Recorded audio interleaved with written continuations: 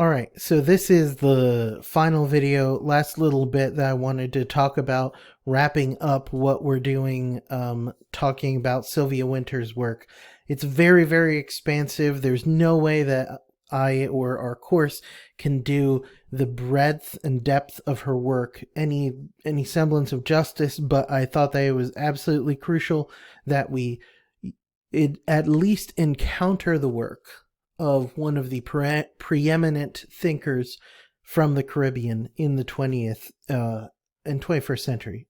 So I want to wrap up our discussion of Wynter by very, very, very briefly trying to tie all these pieces together to give and to give us an idea of how to not how to, but some things to think about, to contemplate going forward.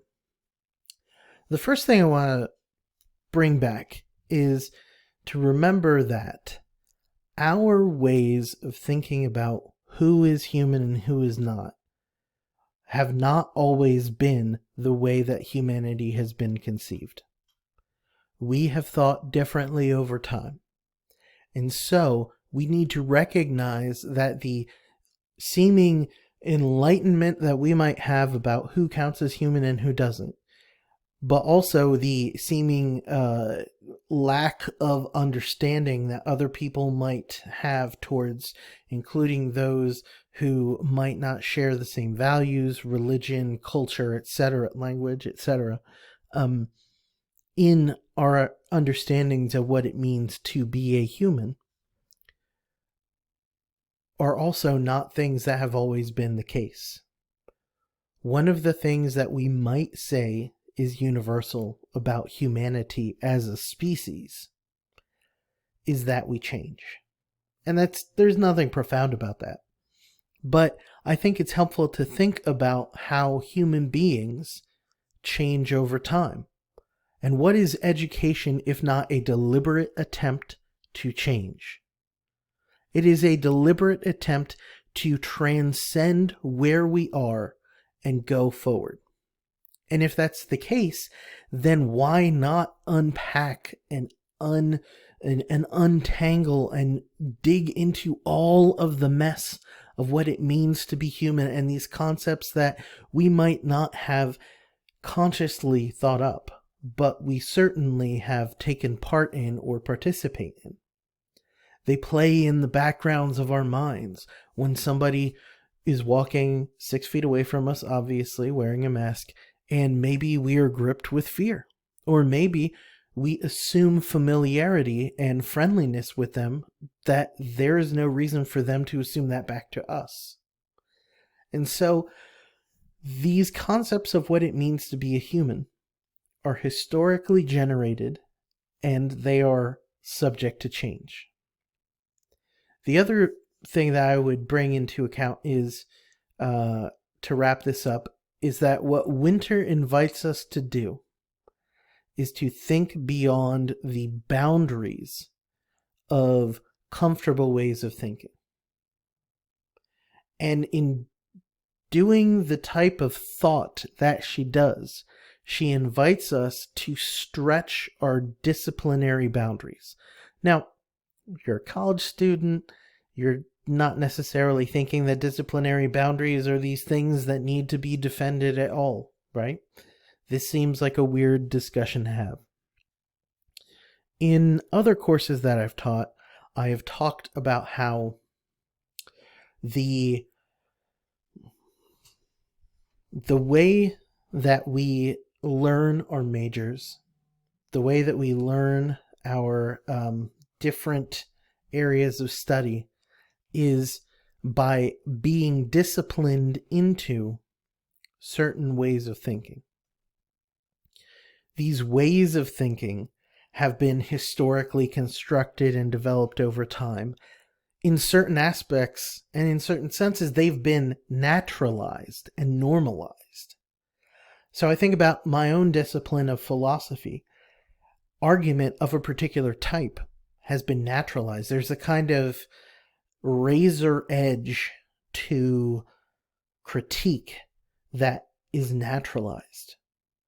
What's far less naturalized is the idea that was present at the earliest days of philosophy, in the Western tradition at least, and that is of being mentored into a way of being. And so when I think about those limitations in terms of our discipline and how we might stretch what we count as truly philosophical or truly theological or truly sociological, we can incorporate other kinds of evidence. We can incorporate other ways of thinking and being that stretch what we've become accustomed to and how we are familiar with thinking. And I think that that's really crucial. And in perhaps the most specific note coming out of Wynter's work and our encounter with her work, I think that one of the things that is absolutely crucial in our current world situation, especially for those of us who live in sort of Western affluent countries, even if we ourselves might not be super affluent, is to really, truly wrestle with how our very thought can embrace and encourage and perpetuate anti-Blackness. And I don't say this in the sense of a kind of naive attempt to wrestle with, oh, maybe I need to be, just a less racist person. Yeah, obviously. But our thought is value-laden.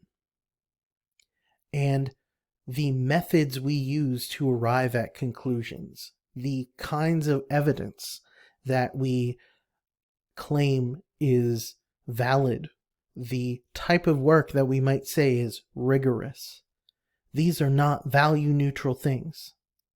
They are value-laden. And it would be a benefit for all. And indeed, I would argue we have a philosophical responsibility, a human responsibility, to wrestle with the ways in which anti-Blackness and coloniality have been woven into the thoughts that we have. So, light stuff during the plague year. But at this point, if you're not an existentialist, you haven't been reading the news. And everything is just heavy. Not everything. Animal Crossing is pretty light. But except that turnip market.